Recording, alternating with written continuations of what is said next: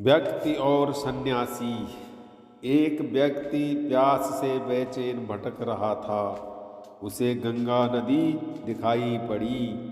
पानी पीने के लिए नदी की ओर तेजी से भागा, लेकिन नदी तट पर पहुंचने से पहले ही बेहोश होकर गिर गया। थोड़ी देर बाद वहाँ एक सन्यासी पहुँचे। उन्होंने उसके मुंह पर पानी का छींटा मारा तो वह होश में आया। उसने सन्यासी के चरण छुए और अपने प्राण बचाने के लिए धन्यवाद करने लगा। सन्यासी ने कहा, बचाने वाला तो भगवान है, मुझ में इतना सामर्थ्य कहाँ है। मुझ में शक्ति होती तो मेरे सामने बहुत से लोग मरे, मैं उन्हें बचा न लेता। मैं तो सिर्फ तुम्हें बचाने का माध्यम बन गया। इसके बाद सन्यासी चलने को हुए तो व्यक्ति ने कहा कि मैं भी आपके साथ चलूँगा। सन्यासी ने पूछा, तुम कहाँ तक चलोगे? व्यक्ति बोला, जहाँ तक आप जाएंगे।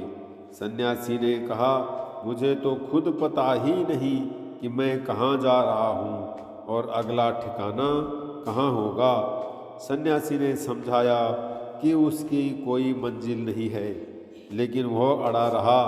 दोनों चल पड़े। कुछ समय बाद व्यक्ति ने कहा, मन तो कहता है कि आपके साथ ही चलता रहूं, लेकिन कुछ टंटा गले में अटका है, वह जान नहीं छोड़ता। आपकी ही तरह भक्ति भाव और तप की इच्छा है, पर विवश हूँ। सन्यासी के पूछने पर उसने अपने गले का टंटा बताना शुरू किया। घर में कोई स्त्री और बच्चा नहीं है। एक पैतृक मकान है, उसमें पानी का कूप लगा है। छोटा बगीचा भी है। घर से जाता हूँ तो वह सूखने लगता है। पौधों का जीवन कैसे नष्ट करूँ? नहीं रहने पर लोग कूप को गंदा करते हैं। नौकर रखवाली नहीं करते, बैल भूखे रहते हैं। बेजुबान जानवर हैं, उसे कष्ट दूं? बहुत से संगी साथी हैं जो मेरे नहीं होने से उदास होते हैं। उनके चेहरे की उदासी देखकर उनका मोह भी नहीं छोड़ पाता। दादा परदादा ने कुछ लेन देन कर रखा था, उसकी वसूली भी देखनी है, नहीं तो लोग गबन कर जाएंगे। अपने नगर से भी प्रेम है। बाहर जाता हूँ तो मन उधर खींचा रहता है। अपने नगर में समय आनंदमय बीत जाता है, लेकिन मैं आपकी तरह सन्यासी बनना चाहता हूँ। राह दिखाएं। सन्यासी ने उसकी बात सुनी, फिर मुस्कुराने लगे। उन्होंने कहा, जो तुम कर रहे हो वह जरूरी है। तुम सन्यास की बात मत सोचो, अपना काम करते रहो। व्यक्ति उनकी बात समझ तो रहा था, लेकिन उस पर सन्यासी बनने की धुन भी सवार थी। चलते चलते उसका नगर आ गया। उसे घर को देखने की इच्छा हुई। उसने सन्यासी से बड़ी विनती की, महाराज मेरे घर चले, कम से कम 15 दिन हम घर पर रुकते हैं। सब निपटाकर फिर मैं आपके साथ निकल जाऊंगा। सन्यासी मुस्कुराने लगे और खुशी खुशी तैयार हो गए। उसकी जिद पर सन्यासी रुक गए और उसे बारीकी से देखने लगे। 16वें दिन अपना सामान समेटा और निकलने के लिए तैयार हो गए। व्यक्ति ने कहा, महाराज अभी थोड़ा काम रहता है, पेड़ पौधों का इंतजाम कर दूं, बस कुछ दिन और रुक जाएं, निपटा कर चलता हूँ। सन्यासी ने कहा, तुम हृदय से अच्छे हो, लेकिन किसी भी वस्तु से मोह त्यागने को तैयार ही नहीं हो। मेरे साथ चलने से तुम्हारा कल्याण नहीं हो सकता। किसी भी सन्यासी के साथ तुम्हारा भला नहीं हो सकता। उसने कहा, कोई है ही नहीं तो फिर किसके लिए लोभ मोह करूं। सन्यासी बोले, यही तो और चिंता की बात है।